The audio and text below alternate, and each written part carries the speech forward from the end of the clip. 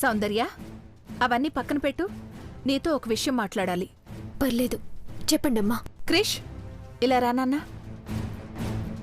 ఏంటి మామ్? మీరిద్దరూ అభితో కలిసే చదువుకున్నారు కదా? అవును మామ్. అభి గురించి కొన్ని విషయాలు అడగాలనుకుంటున్నాను. కాలేజ్ విషయాలా? కాదు నాన్న, పర్సనల్ విషయాలు. మామ్, అభి తన పర్సనల్ విషయాల గురించి ఎవ్వరికీ చెప్పడు, పెద్దగా స్పందించడు. కానీ పక్కవాడు ఆపదలో ఉంటే మాత్రం ఏం చేయడానికైనా వెనకాడ్డు. రూపమే కాదు, ఆలోచనలు కూడా దేవాబావలాగే ఉన్నాయి. సౌందర్య, వీళ్లకు తెలియకపోయినా తన గురించి నీకు బాగా తెలుసుంటుంది కదా, చెప్పమ్మా. ఇప్పుడెందుకు మామ్?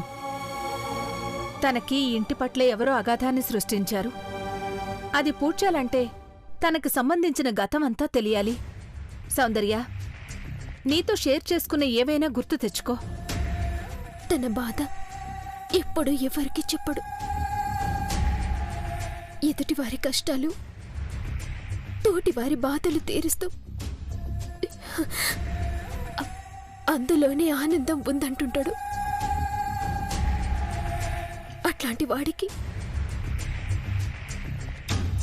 అతని బాధలు పంచుకునే కుటుంబాన్ని ఇస్తానని ఒకప్పుడు మాటిచ్చినను. ఇప్పుడు ఆ మాట నిలబెట్టుకోలేకపోతున్నానని బాధగా ఉంది.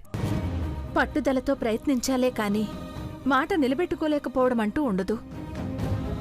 సౌందర్య, క్రిష్కి కేవలం ఫ్రెండే, నీకు మనసిచ్చినవాడు. ఆలోచించు సౌందర్య. క్రిష్, నువ్వు కూడా తన గతానికి సంబంధించిన విషయాలు తెలుసుకో. ఇది మీ గ్రాన్ని జీవితాశయం. అలాగే మామ్. సౌందర్య, ఇప్పుడు నువ్వు చేయాల్సింది ఈ పనులు కాదు. అతనికో కుటుంబాన్ని ఇవ్వాలనే నీ మాట నెరవేరాలంటే తనకి ఈ ఇంటిపై కలిగిన ద్వేషానికి కారణమేంటో తెలుసుకోవాలి. అదే నీ వల్లే అవుతుంది. ఐశ్వర్య, బావగారు వస్తున్నారట, నిజమేనా? నిజమే ఆంటీ, వస్తున్నారు. సౌందర్య, ఇవన్నీ పక్కన పెట్టు. ఆంటీ చూస్తే ఊరుకోదు. లోపలికెళ్ళు. క్రిష్, పదనాన్నా. బావా, ఈరోజు నీ ప్రోగ్రాం ఏంటి? ఇప్పటికైనా మీరు ఎక్కడుండాలో ఏం చెయ్యాలో తెలుసుకున్నామన్నమాట.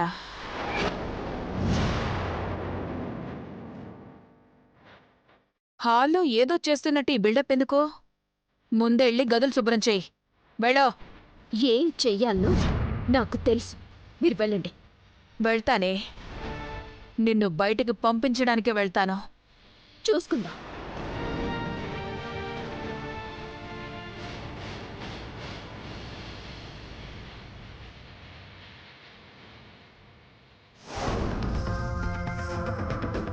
నన్నే వెళ్ళిపో అంటావా?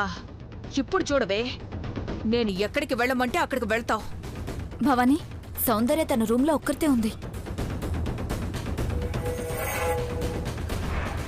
చైత్ర, స్మార్ట్ ఫోన్లు వచ్చాక ఆడవారు మగవార్లా, మగవారు ఆడవార్లా మాట్లాడేస్తున్నారు. అంతెందుకు, ఆడా మగా కాని మాడాలా కూడా మాట్లాడేస్తున్నారు. అభిలా పోల్చి మాట్లాడడం అంత కష్టం అనుకుంటున్నావా?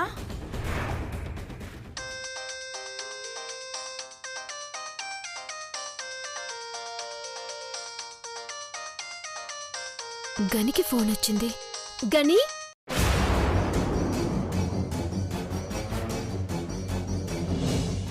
ఫోన్ లిఫ్ట్ చేయడం లేదు చైత్ర. ఇంకోసారి చేయి భవానీ.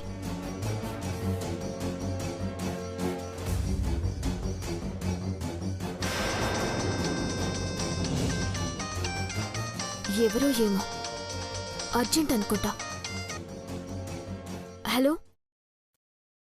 హలో, నేను సౌందర్య, నీ అభిని.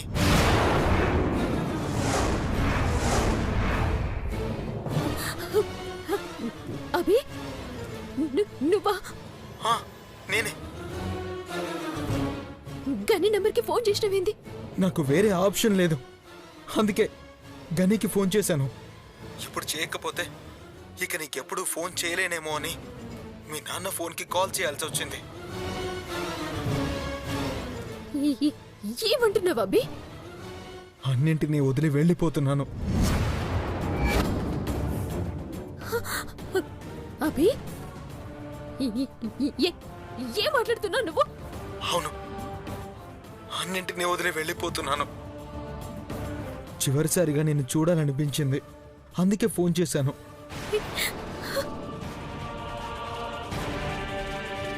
నిన్ను కలవకుండా ఉండలేను, అందుకే జైలుకు వెళ్ళాలనుకున్నాను.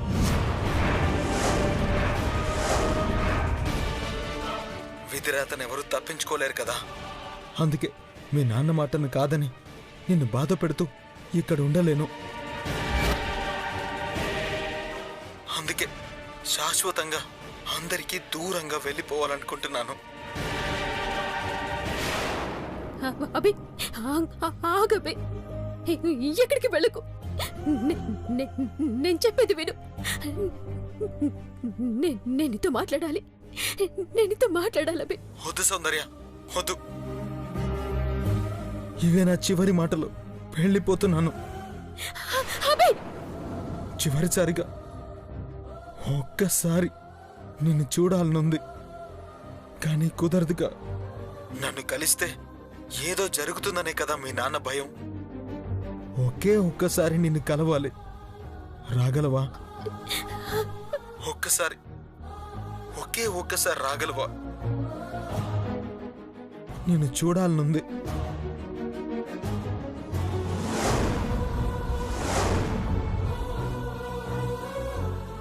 అభి, అభి, అట్లా అనకభి. సౌందర్య, నువ్వు నన్ను కలిసి నుదుటన బొట్టు పెట్టమని అడిగావే, అక్కడే ఉన్నాను. ఒక్కసారి నిన్ను కళ్ళారా చూసుకుని వెళ్ళిపోతాను. అభి, నువ్వు అట్లా మాట్లాడకు. నువ్వు అక్కడే ఉండు, నేను వస్తున్నాను. నేను నీతో మాట్లాడతాను అభి. వస్తావుగా? వస్తా, నేనొస్తా.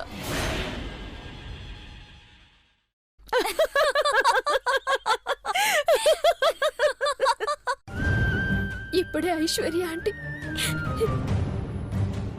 నీ గురించి తెలుసుకొని రమ్మందిరా. నిన్న ఇంటికి తీసుకురావడానికి అందరూ ప్రయత్నిస్తున్నారు. నువ్వేమో ఏటో వెళ్తున్నానంటున్నావు. నేనొస్తున్నా. ఎట్లనైనా సరే నేను వెళ్ళకుండా ఆపాలి. నా కోసం కాదవి. అమ్మగారు నీ మీద ప్రాణాలు పెట్టుకొని చూస్తున్నారు. ఎట్టి పరిస్థితుల్లోనూ నిన్ను ఎటు వెళ్ళనివ్వను. నేను వస్తున్నా. నేను దగ్గరికి వస్తున్నా.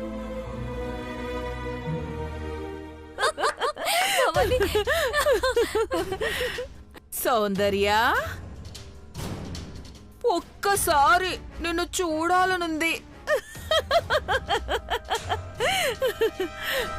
చైత్ర, సౌందర్య ఇప్పుడు వెళ్తుంది చూడు. భవాని, యాక్టింగ్ చించేసావు. అపరిచితుల్లో అదరగొట్టేసావు తెలుసా? ఇప్పుడు కాదు చైత్ర, 25 ఏళ్ల కిందట ఈ భవానీ ఎలా ఉందో చెప్తే కాదు, చూస్తే తెలిసేది. ఇప్పుడు చూపించావు కదా భవాని. వామ్మో, ప్రేమికుళ్ళ అదరగొట్టేసావు భవాని. నిజంగా అభి కూడా ఆ ఫీల్తో చేశాడో లేదో కానీ నువ్వు మాత్రం అది ఇంటి నుంచి బయటికి వెళ్ళగానే మన పని మనం చెయ్యాలి.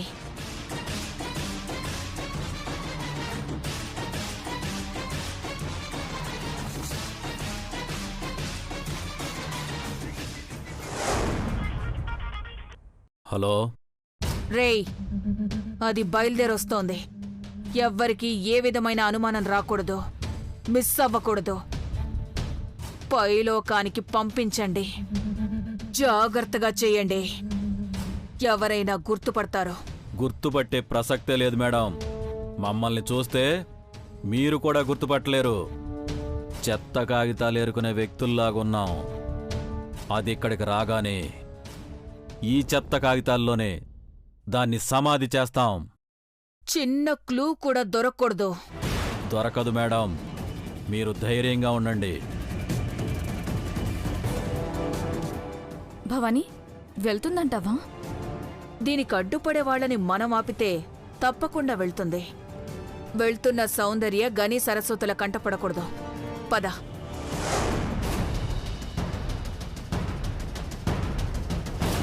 సౌందర్య, తుడవటం అయిపోయిందా? అయిపోయింది. అయితే కిచెన్లోకి వెళ్ళి కూరగాయలు కట్ చేయి. సౌందర్య, ఇది నీ ఇంటి పని అనుకో. అమ్మ చెప్పినట్టు వినుపో.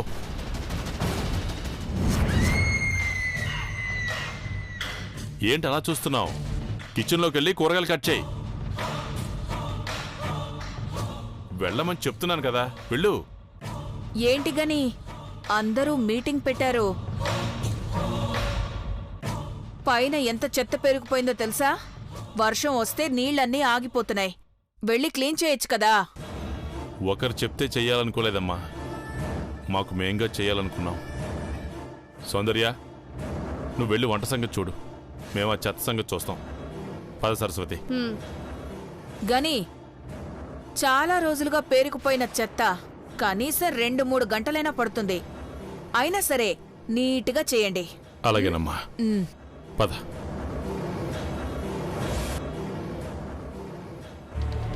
మా వాళ్ళ పట్ల నీకున్న కోపం కూడా ఇట్లా నా అభి కోసం పనికొస్తుంది.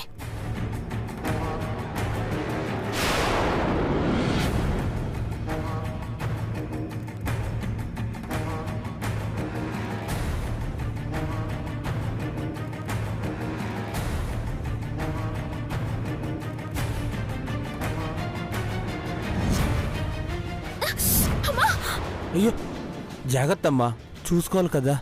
మీకెందుకు ఈ పనులు? నేనున్నాను కదా, ఇవన్నీ నేను చేసుకుంటాను. విజయన్న, నేను ఒక అరగంటలో వస్తాను. ఈ వంట సంగతి మీరు చూస్తారా? సరేనమ్మా. మా అమ్మాయికి ఈ విషయం చెప్పకు. అర్థమైందమ్మా. ఆ బాబు దగ్గరికే వెళ్తున్నావు కదా, వెళ్ళమ్మా. ఈ వంట సంగతి నేను చూసుకుంటాను.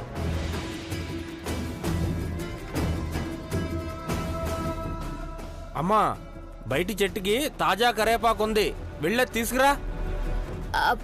అట్లనే అన్నా.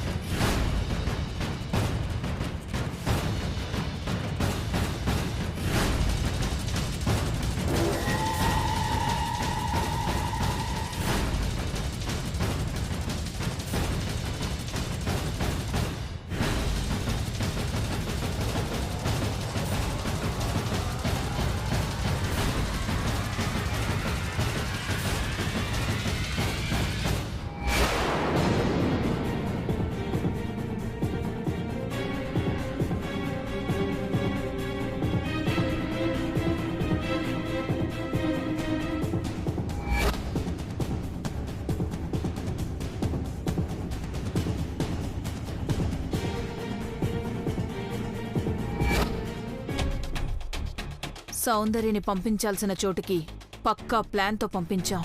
కానీ అక్కడ ప్లాన్ ఫెయిల్ అవ్వకూడదు కదా. పద వెళ్దాం. మనమా? ఇక్కడ మనం ఉన్నాం కాబట్టే అన్ని దారులు మూసి అది వెళ్లేదారి మాత్రమే తెరిచిపెట్టాం. వెళ్లేలా చేశాం కూడా. మరి పైకి వెళ్లేలా కూడా చెయ్యాలి కదా. ఎవరూ చూడకుండా వెనక గేటు నుంచి వెళ్ళిపోదాం. పద పద పద.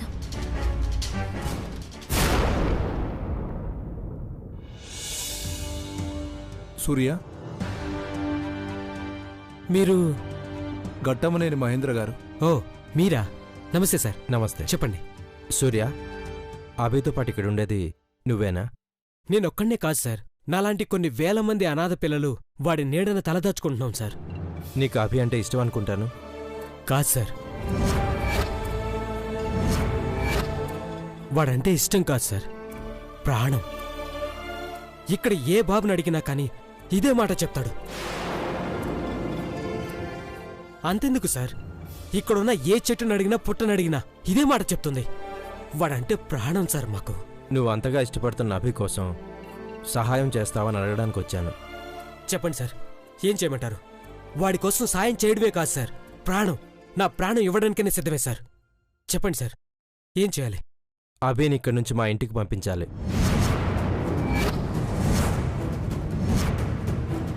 ఏమంటున్నారు సార్? అవును సూర్య, అభిని తన ఇంటికి తీసుకెళ్ళడానికి నీ సాయం కావాలి. ఇక్కడ కొన్ని వేల మంది అనాథ పిల్లలను అక్కున చేర్చుకున్నాడు అభి. అక్కడ కొన్ని వేల కుటుంబాలకు జీవితాన్నిచ్చిన దేవత అఖిలాండేశ్వరి మేడం.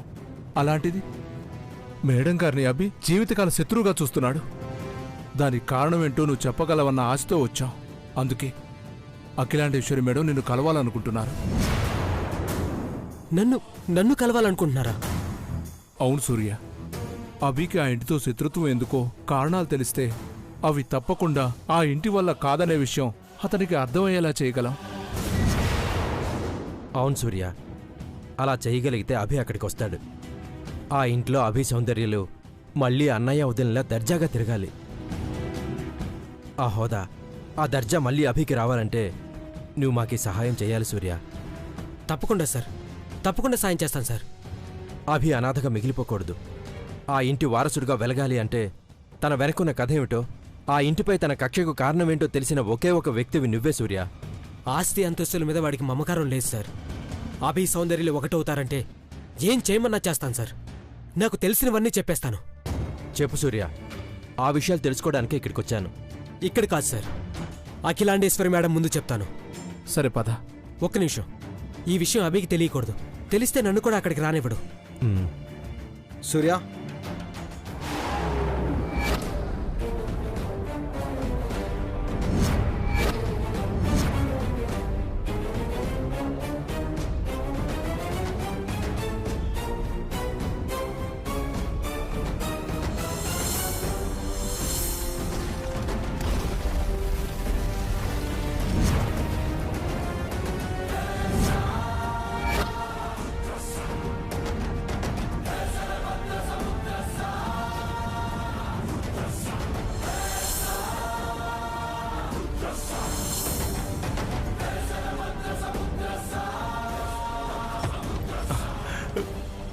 బ్రో,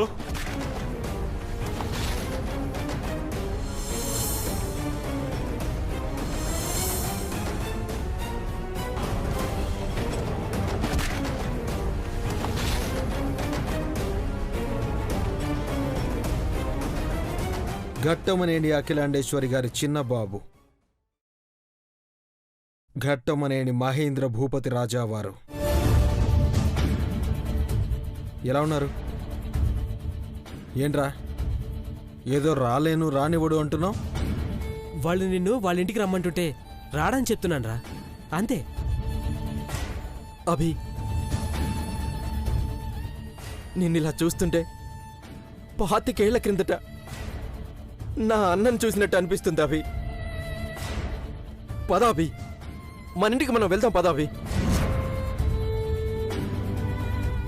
మామ ఎప్పుడు ఎవరిని ఏది అర్థించలేదు. మామ తరఫున నేను అర్థిస్తున్నాను అభి. నీ ఇంటికి నువ్వు రా అభి, పదా అభి. అవునభి, ఒక్కసారి ఆ ఇంటికొచ్చి చూడు. నిన్ను చూడాలని కోట్ల రూపాయలు అలా నీ ముందు పోసారే తప్ప నిన్ను పట్టుకోవాలని పోలీసులకు అప్పచెప్పాలని కాదు. అసలు ఆ పోలీసులు మీడియా ఆ సంగతే తనకు తెలియదు. అలాగే ఇంతకు ముందు కూడా నీ జీవితంలో మామ వల్ల ఏదో జరిగిందని మీరు అనుకుంటున్నారే, అది ఖచ్చితంగా మామ వల్ల జరిగింది కాదా అభి. ఎందుకంటే మామ్ నాకు తెలిసి ఏనాడు ఏ తప్పు చెయ్యలేదు, చెయ్యదు కూడా. అయినా ఇదంతా నేను నీకు చెప్పడం ఏంటి అభి? అది నీ ఇల్లు, నీ ఇంటికి నువ్వు రా అభి. ఎవరిల్లో ఎవరిల్లో ఎవరిల్లో